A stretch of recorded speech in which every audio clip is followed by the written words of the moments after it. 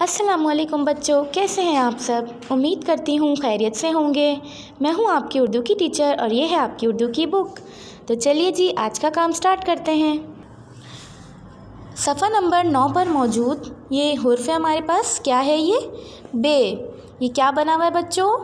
बे। सब ने अपनी अपनी बुक्स खोल ली। सफ़ा नंबर 9 पर ये हुर्फ है बे। बे की आवाज़ क्या होती है?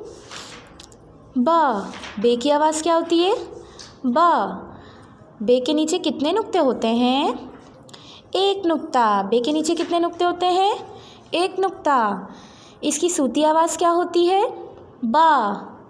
बच्चों, हमारे पास ये हुर्फ है। पहले वीडियो में हमने अलिफ पहचान की थी और आज हम बे की करेंगे। ये बे होता है, इसके नीचे एक नुक्ता होता है। इस हुर्फ का नाम बे और इसकी आवाज़ बा होती है। यहाँ हमें इससे दिए गए दो फ्रेंड्स बना के दिए गए हैं हमें। एक है बिल्ली और एक है बकरी। तो चलिए अब यहाँ हम पढ़ना शुरू करते हैं। बा बिल्ली, बा बिल्ली, बा बिल्ली।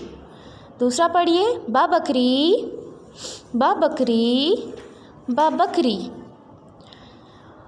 बा बिल्ली, बा बिल्ली, बा बिल्ली, बा बकरी, बा बकरी, बा बकरी।